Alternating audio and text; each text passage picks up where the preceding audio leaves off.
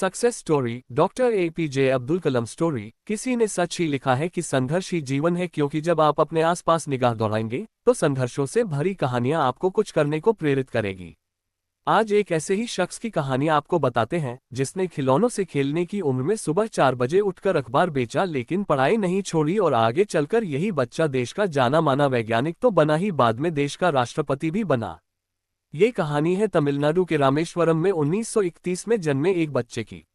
बच्चे ने अपना बचपन बेहद गरीबी में बिताया। पिता मामूली मछुआरे थे।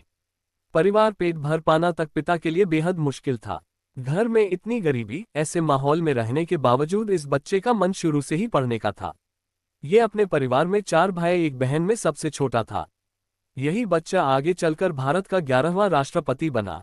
जी हाँ, ये कहानी है देश के राष्ट्रपति रहे पी.जे. अब्दुल कलाम। पी.जे. अब्दुल कलाम की। 8 साल का बच्चा सुबह 4 बजे उठता। पढ़ाई का ख्वाब आंखों में सजाए नन्हा सा बच्चा बचपन खेल खिलौनों की उम्र में पढ़ाई का खर्च निकालने के लिए अखबार बेचना पड़ा। 8 साल का बच्चा सुबह 4 बजे उठता, रोजाना के काम के बाद मैथ्स पढ़ने जाता। ट्यूशन से लौटकर रामेश्वरम रेलवे स्टेशन और पास के बस स्टेशन पर रोज अखबार बेचता। इस दिन था न करेंगे एरोनॉटिकल इंजीनियरिंग की पढ़ाई। दिन रात, हफ्ते महीने साल बीते। वो मेहनती छोटा बच्चा 5वीं क्लास में आ गया। 5वीं क्लास में एक दिन टीचर ने बच्चों से पूछा, पक्षी कैसे उड़ पाते हैं? कोई भी बच्चा जवाब नहीं दे सका। अगले दिन टीचर बच्चों को बीच पर ले गया। वहां उन्होंने बच्चों को उड़ते पक्षी दिखाए, उनके उड़ने की वजह, पक्षियों के शरीर का स्ट्रक्चर समझाया। सब बच्चे तो टीचर की बात सुन रहे थे, लेकिन ये बच्चा मन ही मन कर गुजरने के ख्वाब बुन रहा था। बच्चे ने इसी दिन भविष्य में एविएशन में जाने का ठाना। फिर बड़े होकर मद्रास इंजीनियरिंग कॉलेज से फिजिक्स और एरोनॉटिकल इंजीनियरिंग की पढ़ाई की। संबंधित खबरें।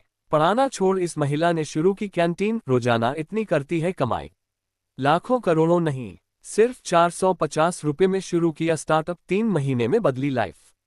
पिता करते बुक बाइंडिंग, माँ चलाती ब्यूटी पार्लर, बेटा बना डिप्टी कलेक्टर।